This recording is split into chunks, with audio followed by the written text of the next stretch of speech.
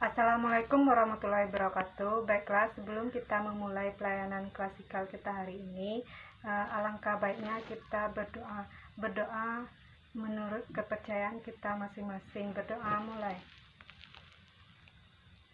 Berdoa selesai. Baiklah, kita melakukan pelayanan klasikal hari ini agak berbeda dari minggu lalu.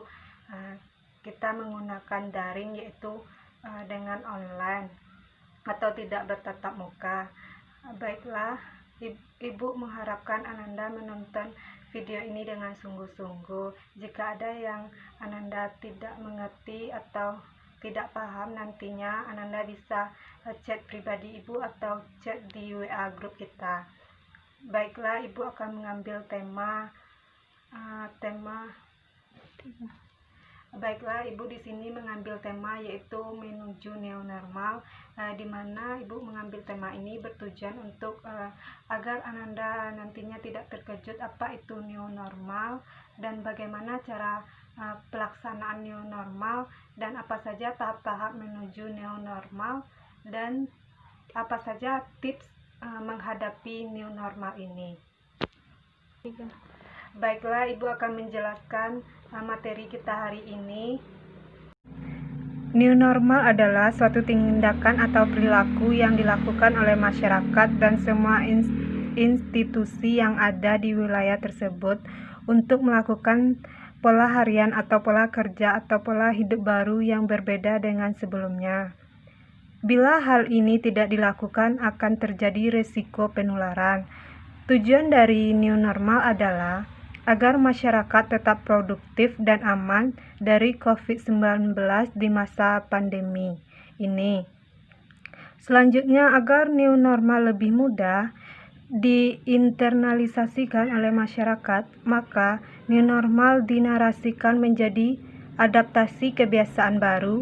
Maksud dinarasikan menjadi dari adaptasi kebiasaan baru, perilaku yang baru berbasis pada adaptasi untuk membudayakan perilaku hidup bersih dan sehat. Inilah yang kemudian disebut sebagai new normal. Yang kedua, tahap-tahap menuju new normal, yaitu ada 5. Yang pertama, prakondisi. Yang kedua, timing atau waktu. Yang ketiga, prioritas. Yang keempat, koordinasi pusat dan daerah. Yang kelima, monitoring dan evaluasi. Tahap prakondisi yaitu setiap daerah harus menyampaikan prakondisi penerapan new normal dengan memberikan informasi yang jelas dan mudah dipahami oleh masyarakat. Tahapan itu harus disertai aksi pencegahan COVID-19 melalui sosialisasi dan komunikasi publik yang efektif. Yang kedua, timing atau waktu.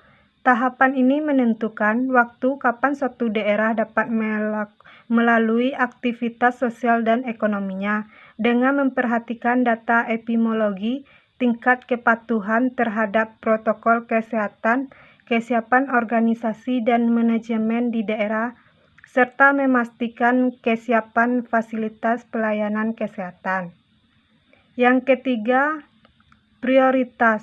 Tahap ini dilakukan untuk memilih daerah atau sektor yang sudah boleh melakukan kegiatan sosial dan ekonomi secara bertahap. Dalam tahapan itu harus dilakukan simulasi untuk memastikan kegiatan tersebut dapat berkelanjutan. Yang keempat, koordinasi pusat dan daerah. Dalam tahapan ini terjadi konsultasi timbal balik antara pemerintah pusat dan pemerintah daerah dalam pengambilan keputusan terkait penerapan new normal.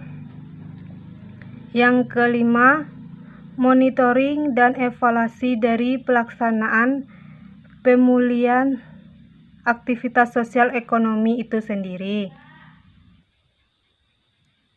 Tips untuk menghadapi new normal. Yang pertama, membuat jadwal. Membuat jadwal rutinitas akan membuat kondisi lebih stabil dan mengurangi rasa kecemasan.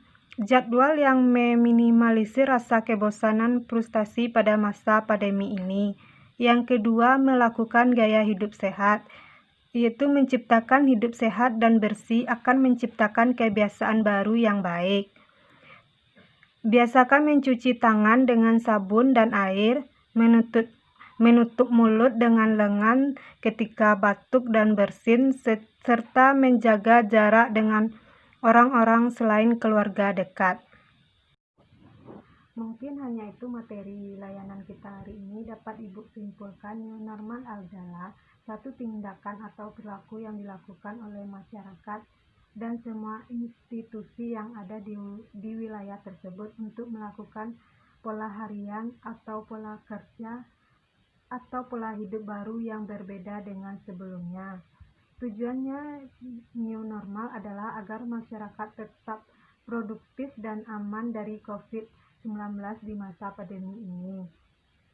Tahapan-tahapan menuju new normal yaitu prakondisi, timing atau waktu, prioritas, koordinasi pusat dan daerah, monitoring dan evaluasi, dan tips untuk menghadapi new normal ini yaitu membuat jadwal dan melakukan gaya hidup sehat. Baiklah, mungkin hanya itu materi kita hari ini.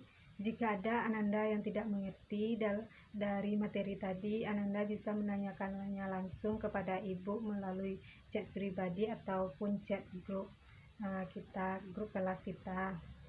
Baiklah, tadi Ibu ada mengirimkan beberapa tugas atau pertanyaan di dalam WA grup. Ibu mengharapkan Ananda mengisinya dengan sungguh-sungguh dan tidak perlu takut karena itu bukan ujian.